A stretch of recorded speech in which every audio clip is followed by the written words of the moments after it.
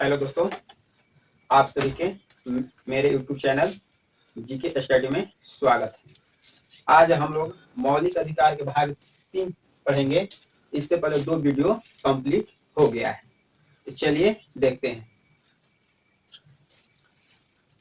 अनुच्छेद 29-30 में संस्कृति एवं शिक्षा संबंधी अधिकार है। अनुच्छेद 29 और 30 अल्पसंख्यकों के बारे में दिया गया है। दोनों अनुच्छेद अल्पसंख्यक के बारे में दिया गया है। अनुच्छेद 29 कहता है अल्पसंख्यक वर्गों का हितों का संरक्षण, यानी कि कोई भी अल्पसंख्यक वर्ग अपनी लिपि, भाषा एवं संस्कृति को सुरक्षित रख सकता है। केवल भाषा, जाति, धर्म एवं संस्कृति के आधार पर उसे शैक्षणिक संस्था में जाने से रोका नहीं जाएगा। अनुच्छेद 29 कहता है। अनुच्छेद 30 कहता है कि कोई भी अल्पसंख्यक वर्ग अपनी मनपसंद शैक्षणिक संस्था चला सकता है और उसे सरकार अनुदान देने में कोई भेदभाव नहीं करेगी। तो अनुच्छेद 29 और 30 हम लोग देख लिए, और दोनों 29 और 30 दोनों अनुच्छेद अल्पसंख्यक के बारे में दिया गया है। अब चलते हैं अनुच्छेद 32 के बारे में देखते हैं। अब आप लोग सोच रहे होंगे कि अनुच्छेद 31 कहाँ गया। तो अनुच्छेद 31 में पहले संपत्ति का अधिकार था, जो 44वां संविधान संशोधन 1978 द्वारा संपत्ति के अधिकार को हटाकर अनुच्छेद 300A में रख दिया गया है, जो कि अब कानूनन अधिकार हो गया है। तो इसलिए हम अनुच्छेद 31 को नहीं पढ़ेंगे, अब 32 के बारे में हम लोग देखेंगे। तो अनुच्छेद 32 को हम लोग संवैधानिक उपचारों का अधिकार कहते हैं। और यहां से एक क्वेश्चन बनता है कि डॉक्टर भीमराव अंबेडकर ने किसे संविधान के आत्मा कहकर पुकारे हैं।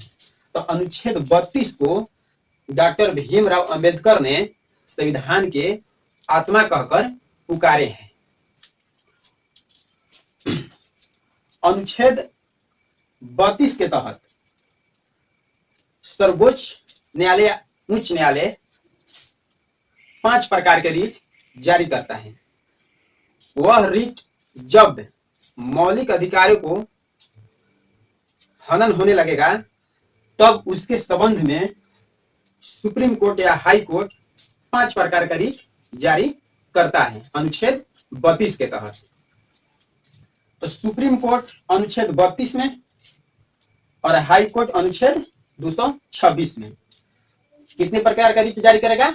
5 प्रकार का रिट जारी करेगा। आज उन्हीं 5 रिटों के बारे में हम लोग पढ़ेंगे। तो चलिए देखते हैं। पहला है बंदी प्रत्यक्षीकरण, यानी बंदी का मतलब कि बंदी बना लिया गया है। अगर कोई व्यक्ति को ऐसा लगे कि हमें अवैध रूप से बंदी बनाया गया है, तो उसे 24 घंटे के अंदर मजिस्ट्रेट के सामने पेश करना होगा। कितना? 24 घंटे के अंदर उसे मजिस्ट्रेट के सामने या न्यायालय में पेश करना होगा। दूसरा है परमादेश। परमादेश मतलब कि आदेश।